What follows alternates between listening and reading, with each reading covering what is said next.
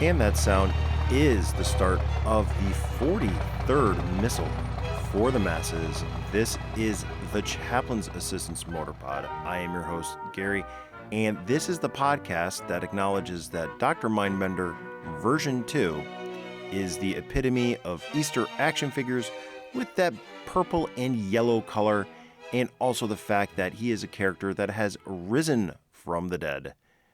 And this is also the podcast where I talk about what's going on in my life of collecting military and adventure toys, particularly the G.I. Joe line. And the main point is to take a close look at a vehicle or playset from the G.I. Joe, a real American hero toy line from 1982 to present day, taking a look at something from the 3 3/4 and 4-inch toy lines.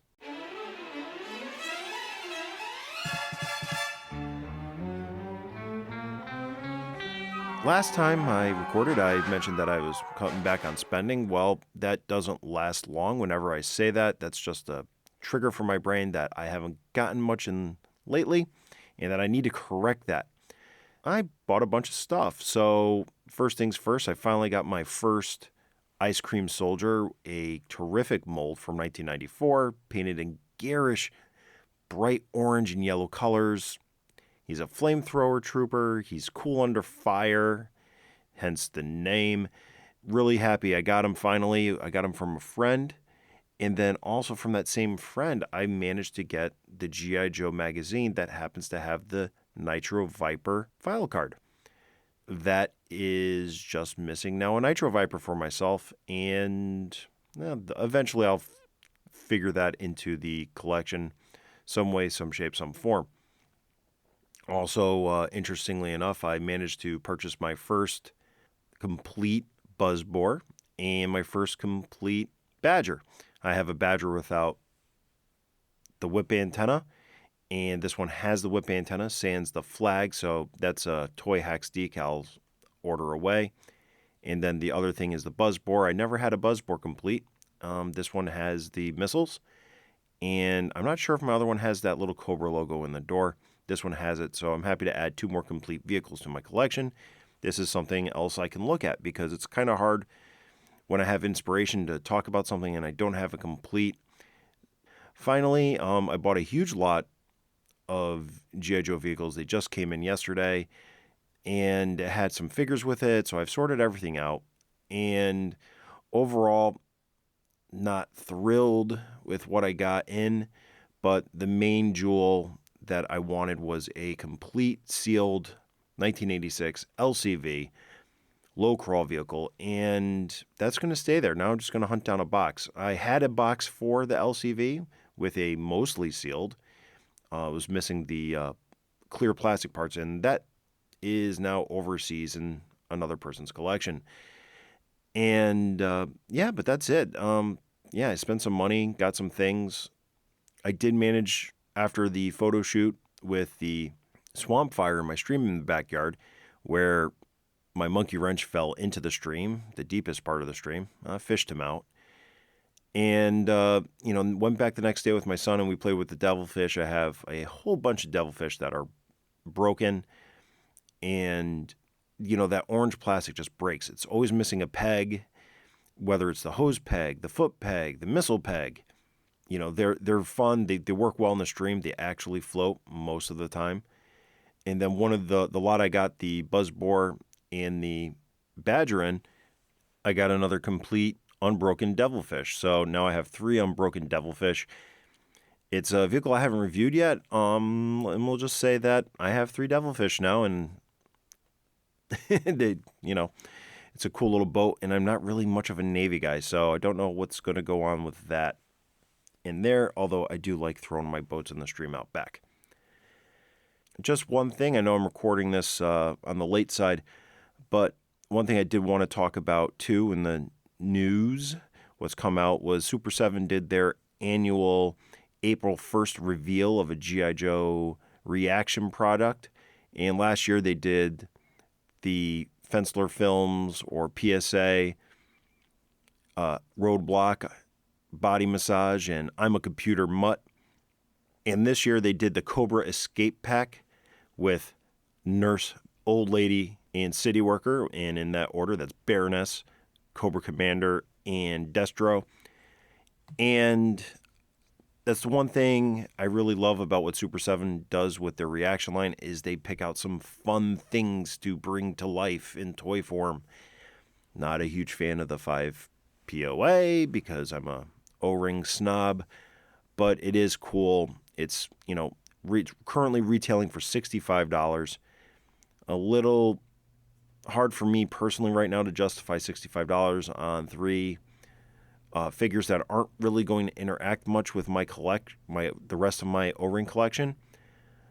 But it's been an open tab in my phone browser for a while, and eventually I'll probably pull the trigger on it. I just not going to at the moment.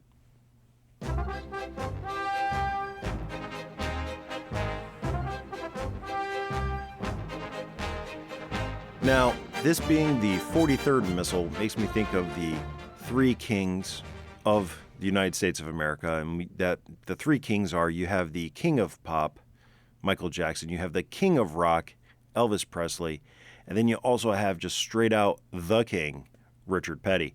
And Richard Petty's a race car driver.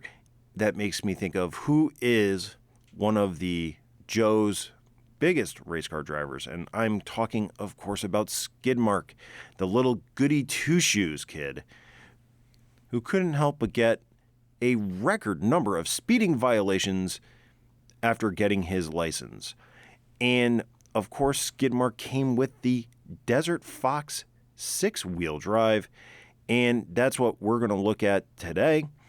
And we'll start off with a little bit of the history of the Desert Fox 6-wheel drive, and that it is from 1988, the G.I. Joe line's 7th series. It featured prominently in the comic book, serving as the vehicle where the Star Viper slid underneath it faster than the blink of an eye. To the Joe's amazements, they didn't know what happened to the hitchhiker in the AC/DC shirt, snuck into the pit to gather the black box that would eventually start the Cobra Island Civil War. This is a vehicle also, the one I'm looking at right now, the one that I'm going to be using for, my talking points, is also something I got from a Twitter user, a gentleman I follow, and he follows me back, Tyhos84. And before I get into this small-ish 6-wheel drive vehicle, take a look at the history of this and its design, courtesy of, again, the Dan Klingensmith book series. This one's 3 3/4 Joe. This is volume 1. This is the book that started it all. To begin with, we got Skidmark, and the book has a really great sketch of the Bart Sears Skidmark in black and white. So this would be like pen and ink. And he looks like a really good 10-minute into the future soldier. So not far from the present day soldier, but moving forward, he does have a little accoutrement that's a little non-standard, especially by 1988. He has a Kevlar helmet, Ranger boots, and fatigue pants, and there's a arsenal of weapons about his body, including knives, sawed-off shotgun, and then the other thing we got is we're looking at the notes around the sketch that are in Bart Sears's handwriting. We have something called an Uzi battle vest, radio pack with mic, ammo patches, Colt Combat Commander 45 with holster, Brewer Explorer survival knife with scabbard, and then 2 mini commando boot knives in the scabbard on his right arm, a sawed-off shotgun with holster that would be on his left thigh. And it's interesting too, in the sketch, it's a double barrel side by side, and then of course, with pant leg gatherers going into his Ranger boots. Overall, this is a character that's designed and it's very grounded, especially by 1988 standards. However, in the execution of Skidmark, and the code name notwithstanding at the moment, He's molded in 2 different shades of green. So he has a lighter, I would say like a lime, like a dark lime or olive lime green for his pants, and his more of a forest pine or forest, deep green for his sleeves, which leads to, flesh-colored hands. But then his helmet is bright orange, his vest is bright orange, and his boots and leg holster for the shotgun are all orange. And that's where he probably gets the worst of his rap, is because of those bright colors. The wouldn't look out of place on a hunter, but this guy's a Joe. This guy's a modern Army military man. So the orange really doesn't work. The mold, though, is crisp. You see the holster for the Colt 45. You see the holster for the trench knife. You see, black painted details for the trench knife, the pistol, the little communicator that's coming over his left shoulder, his mic, and then like some ammo that's also over his right breast. So this is like such a strong sculpt. Even the helmet looks like a slightly different shaped helmet from the early 1982-1983 original 13 figures. And it looks so good if you take the orange away. And if there's ever a figure that I've wanted to dabble in customizing, it's Skidmark. And speaking of Skidmark, let's address the elephant in the room, and that's his unfortunate codename. And I don't think his codename is unfortunate. I think the worst part is the fact that when the club did the convention exclusive and they renamed him Treadmark, I think that really did a disservice to the character and who he is. Let me read off the file card. His name is Cyril Columbani. His primary MOS is a fast attack vehicle driver. His secondary specialty is infantry, and he was born in Los Angeles, California. Skidmark was the kid that was held up by your mother as a shining example of everything that you were not. He was annoyingly polite, maddeningly well-groomed, and excruciatingly successful in his studies. There was a collective sigh of relief from his contemporaries when he received his first driver's license and subsequently shattered all known records for his accumulation of speeding violations. And to quote somebody from the Joe team, he keeps his locker in Bay Area squared away and spotless. It makes everyone else look bad by comparison. This could have been cause for resentment if he wasn't the fastest and most reliable recon driver around. The worst thing that his teammates can say about him is the best thing that a soldier can say about another soldier. He does his job. Here is a guy that, if you want to take his personality, this is a guy, as a character, he aspires to be the best he can be. He's, like his characterization, well-groomed, does awesome in his studies. He's somebody that takes whatever he's doing very seriously. When he's working, he's probably extremely serious. And the only thing that I don't like about this is it really doesn't give off a vibe of what he does in his off time. So you don't know what he's like as, Skidmark on a mission is probably, super focused and, very mission oriented and stuff like that. But like in his off time, is he a goofball? Is he just as serious in his off time? Is he... This file card gives us a lot about the man at work. So what does this say about the man outside of work? We do get one thing out of this about his placement in the Joe team. He is the fastest and most reliable recon driver around. That is the key. That is why I thought of him, and I equated it with Richard Petty, number 43. Richard Petty was the fastest NASCAR driver, or the most winningest NASCAR driver. And Skidmark is the fastest guy out there. So he's above the likes of Clutch. He's above the likes of Crankcase. this is probably a guy that, if he's doing this kind of races, I wonder how much cross country, the good old boy from the South, NASCAR country, how well these guys would get along. And, the fact that this guy has the name Skidmark, which to me is the closest thing to a race-oriented Joe name. You can't call this guy Burnout. You don't want to call him that.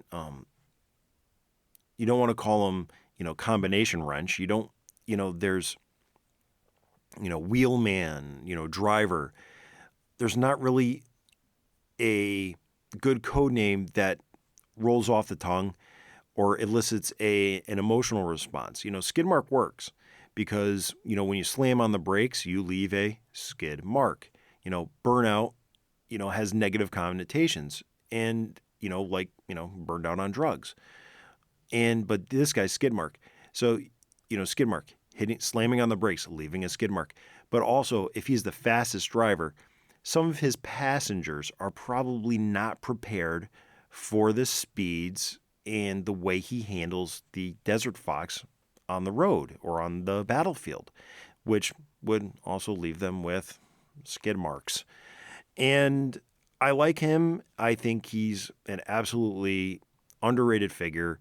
And again, he was featured in the comic book a couple times. We're not talking like major story arcs, but he was in there. And when he was in there, he was painted more in neutral green colors. That Skidmark, he is an awesome figure. Like I said, take the orange away. This guy is a top tier mold. I like his file card. I like his characterization.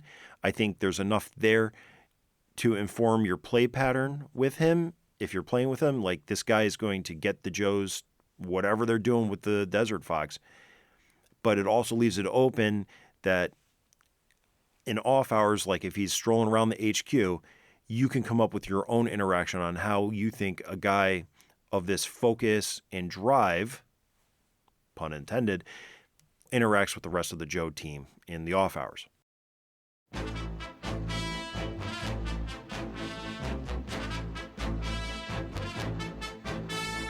Before we put Skidmark in the driver's seat of the Desert Fox 6-wheel drive, we should probably talk about the Desert Fox 6-wheel drive. The Desert Fox was designed by Guy Cassidy in Hasbro. The description in Kling & Smith book says, the rugged 6-wheel Desert Fox was built to patrol the desert night and day in search of Cobra. Capable of high-speed pursuits regardless of terrain, the Desert Fox is able to maneuver swiftly on the battlefield. With its long-range communication system sending back the coordinates to headquarters, the Desert Fox is armed with 2 long-range missiles and a 20mm automatic loading anti-aircraft gun to thwart off any immediate attacks. I really like his sketches for this. It looks very futuristic. I would say it looks a lot like a Megaforce vehicle. I like the moon covers. That's a smooth surface over the outside of the wheels. And the one interesting fact is the Desert Fox was originally designed to have a tinted windshield with a long tied down whip antenna. Those details were removed, and then a turbo hood bulge was added to the side of the hood. So that tells me this is going to be a front-engined 6-wheel drive vehicle, much like a 6-wheel drive pickup truck, where they add an extra pair of axles in the back. 6-wheel drive is not something often seen, and it's usually in the configuration that you see a 6-wheel drive truck in. It is a heavier truck. It's designed to carry heavier payload because the rear 4-wheel drive system is cumbersome. It doesn't lend itself well to mobility, but it does provide grip and also spreads whatever payload it's carrying out amongst a larger area, which does usually make it good for desert environments. But not so much, let's say rock crawling or, trail running on a 6-wheel drive. It's definitely not something that you would look forward to if you're going out to buy a new pick-em-up truck. You wouldn't want something like that because it's going to be, for the most part, impractical. And pickup trucks that do rely on 6 tires overall are dualies, and they do the same thing in a much simpler manner.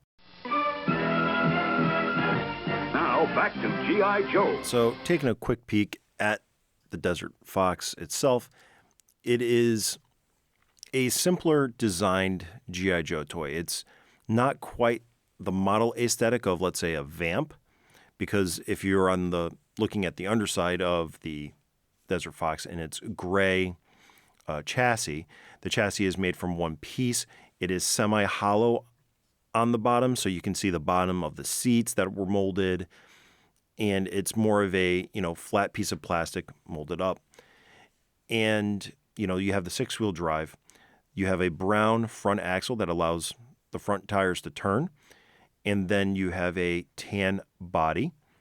And the tan body gives way to dark brown roll cage and dash with a steering wheel, and you have a brown antenna that sits on the back. It's supposed to be straight, but it is very thin, so it is very easily bent. Probably be also very easily unbent with the use of a heat gun. I'm choosing to leave mine whipping around because it looks good. It looks kinetic. It doesn't look stationary. Speaking of the antenna, I think it's interesting to note that the whip antenna they designed, that Guy Cassidy initially intended for this toy, would eventually be included on the G.I. Joe hammer. You have in the center of the bed of the Desert Fox, like a pickup truck, you do have a orange stand to hold the 20 millimeter gun. It molded in that same brown as the roll cage and antenna, with on the side 2 missiles. Interesting things to note is on the top of the roll cage you have 2 spotlights. Each spotlight has 2, let's say, round lenses. It's all molded in brown because this is kind of like a value vehicle. It doesn't have like all the details that would really stand out. And it's really a shame because I know that the reason why it's as simple as it is because this was designed to be a cheaper toy, but it's bigger. So you feel like you're getting a lot more for your money. And that's pretty much evidenced by the 3 flag point value on the back of the box. Now, moving on to just what's going on with the vehicle and looking at the blueprints and what this thing is. We start off with the hood, the ballistically shaped deflection hood. One thing is with, that to me suggests, by the name, it suggests angular. And the one thing that this hood really isn't is angular. You have in the front of the Desert Fox, you have 5 slats like a Jeep grill. And it's 5 slats because 7 slats is a trademark of Jeep Corporation. But then right above it, you have these 2 big scoops, which provide relief for the gray chassis to clip on. But then they call that, the headlamps. So where they save money, this could be a great place where you put a little piece of clear plastic for the headlamps. But then you also move over to the front fenders, and then you have like 2 little spot lamps on top. It looks like almost like reverse facing turn signal indicators. And if you're old enough to remember that, then you know what I'm talking about. Then you move on to that angular hood, and then one side is that raised side, which was, labeled turbo, which was all the rage in the 1980s. Primarily, you think of like a Firebird Trans Am with the power bulge hood, like in Knight Rider. But then you also have all your front-wheel drive cars that were doing that, or even, your 4-cylinder cars like the Mitsubishi Starion, or, the Hondas had it of the era, the Omni GLHSs, the turbo Dodges, especially, turbo, side-mounted hump, that's what it is. Obviously, the Trans Am didn't have a turbo except for 1981, which was a different body style than Knight Rider. But anyway, I digress. You have that. And, you have that turbo label on it. I mean, That, to me, that just screams 1988. On top of that, too, there's a place for your little United States 5-pointed star sticker. And then to the side, you also have a little more of a grading thing, which, I don't know, it adds texture to this. It makes it less plain, but it really doesn't do too much. But then you get to, I guess you'd say, angular portion of the hood where it flips up, where it actually reduces the height of where the quote-unquote windshield would be, and it's solid gray plastic. Now, one thing I noticed, and using Skidmark as an example, when he's sitting in his seat, he's actually sitting pretty low, where it's almost like he's peeking over, the roll bar, the mid bar, and the dash. It's, a little too high up. It's a little awkward, but this comes at the price of actually having a roll bar where the character sits underneath it. I don't know how I feel about that. I mean, I like the fact that the character goes underneath the roll bar, unlike the Vamp, but I don't like the fact that now he's basically looks like he's a little old lady peeking over the steering wheel. Jeez, it's just a sigh of frustration, I guess you could say that was. But so we move on to the integrated roll bar tubular stiffened frame. Basically a roll cage, preventing, off-road accidents and to keep the passengers safe. Again, he fits inside the roll bar. His head isn't popping up. He's actually safe in there.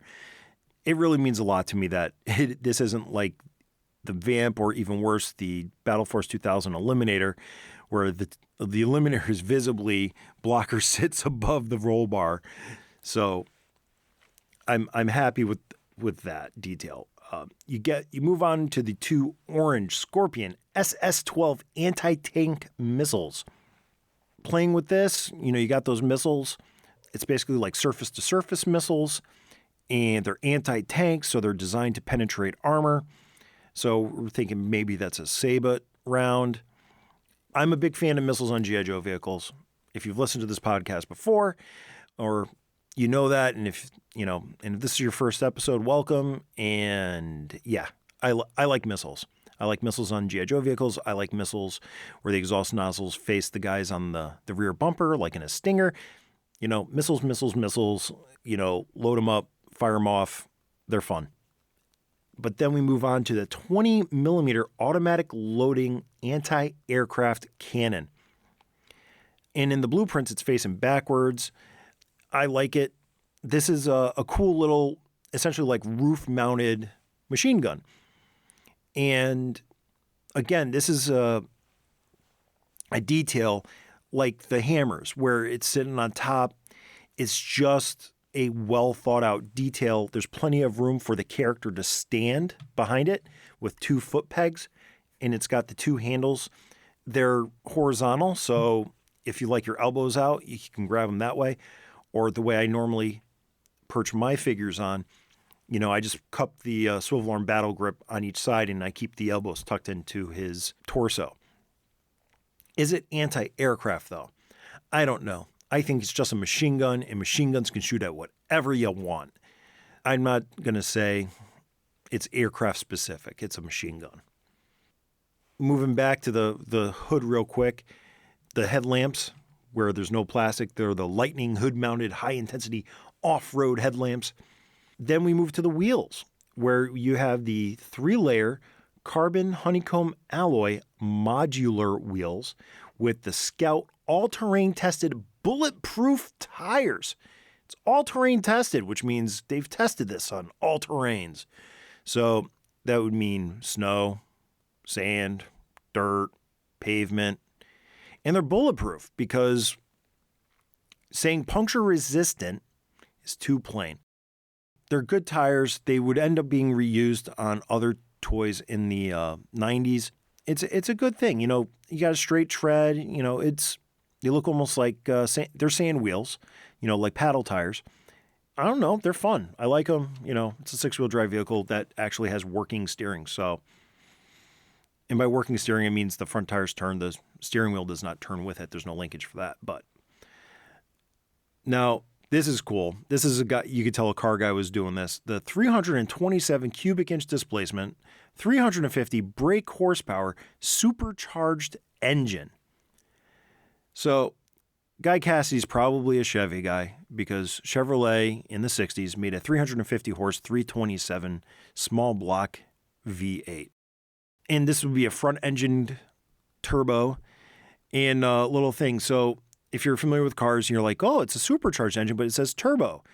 So World War II is the beginning of supercharging engines. And for aircraft, they came up with what was called, by driving the engine by the exhaust gases, they came out with something called the turbo supercharger.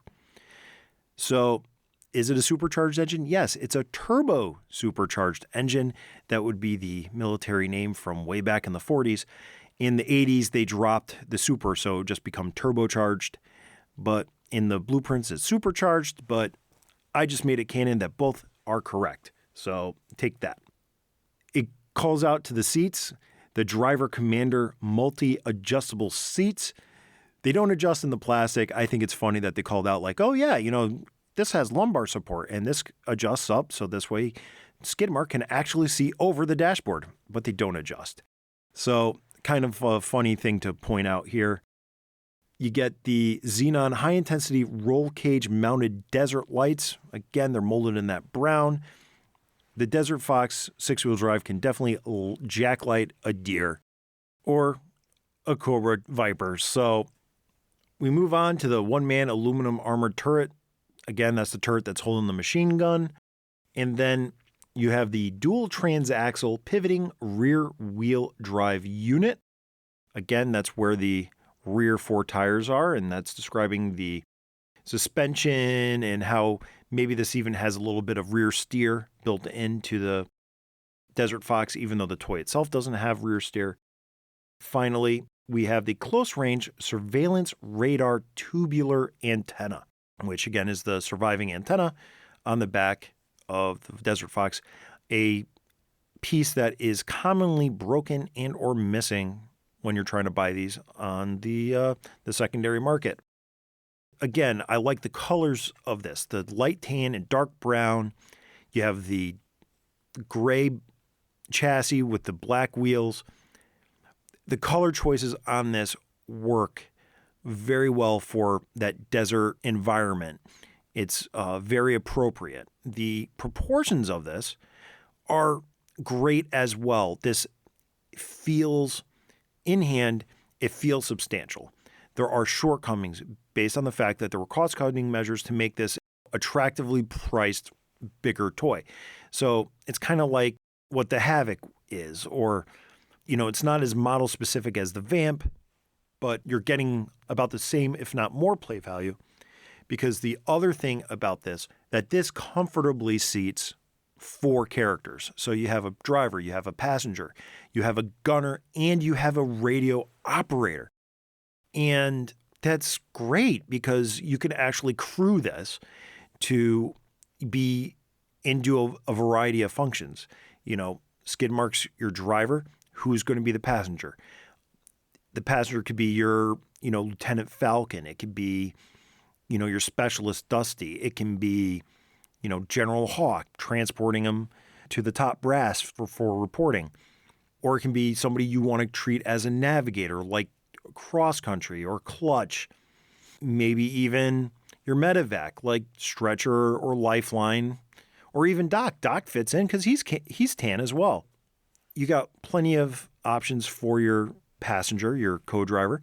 Then for the gunner, we got lots of, especially heavy machine gunners in G.I. Joe. There's no shortage of them. Roadblock, Rock and Roll, Repeater, Rampart. You got a lot of guys that can serve that role. Ambush. These are all guys that are working well with this guy, with this Desert Fox. And then finally you can put a radio operator, no shortage of those. 88, you got, Psych Out could be there. You could have, Breaker. You could have dial tone. And because of the futuristic shape, personally, I wouldn't use 86 dial tone. I'd use 1994 dial tone, the one that looks a little spacey. But there's a lot going on here. And again, let's go back to the shape where it's angular, but it's rounded. So while this is, decidedly a 1988 toy, it doesn't, the edges aren't hard like the Havoc or Battle Force 2000 or the Rolling Thunder. The edges are softer, they're more rounded, which is more bubbly like a lot of the 1990s aesthetic, which means that this is a toy that fits a variety of era of a Real American Hero toy line. Where I'm going with this is what I'm going to rate it. We got a crew. Me, I'm crewing this tonight. Let's see. So we got Skidmark driving. I'm going to have Rampart run the heavy machine gun. I'll throw, I don't know about 94 dial tone, but I'm thinking I'll probably run in the radar seat, maybe Psych Out. So he could be running the radar and giving the orders. So there you go. I got my officer in there. And then I will run Stretcher in the passenger seat. So he could be doing his thing. And then the good thing is too, because it's essentially a glorified pickup truck, you have room for Stretcher's gear. So he's doing a medevac, boom, get him to the scene, get him in, get him out, get your buddies off the battlefield. But that's today. Tomorrow, this could be serving an infantry supporting role with that heavy machine gun for advancing forces. This is, to me, the 1988 Vamp. This is the evolution of what the G.I. Joe multi-purpose wheeled infantry support is. Like the Hammer would be in 1990. So this is like a stopgap before you get to that ultra-realistic Hammer, that oversized Humvee. So what am I going to rate this on? So let's say on a scale of 5 bulletproof tires, even though there's 6, we're going to score it on 5 bulletproof tires. How I view this in my collection, I think this is a must-own. This is near perfect. I'm going to say this is a 4.75. I want to have 2 more of these. I eventually will. I think these will work great with a headquarters display. They'll work well in the field. And if, you don't restrict yourself to just like 1982 to 1986, this is an absolute must-in, I think, just about every G.I. Joe collection. So yeah, I'll give this 4 3/4 bulletproof tires out of 5. That's going to conclude this Missal of the Chaplain Sisters Motor Pod. I have been your host, Gary. Thank you for listening. And wherever you listen to, on whatever podcatcher you prefer, which is Spotify for podcasters, my host, Apple Podcasts, Google Play, Good Pods. Thank you for listening, and feel free to rate, review, or interact. Again, I post questions on Spotify, so if you're listening there, you could always answer the poll or the question. Also, the Chaplain Sisters Motor Pod is the strange but not as strange, nerdy little brother of The Pint, a pop culture podcast. Other ways you can find me is on social media. You can find me on Facebook, Twitter, Instagram, YouTube, at Chaplain Joe Pod. You can also write an email if that's your thing, chaplainjoepod@gmail.com. With that all out of the way, one final missile for the masses. Be decent to each other.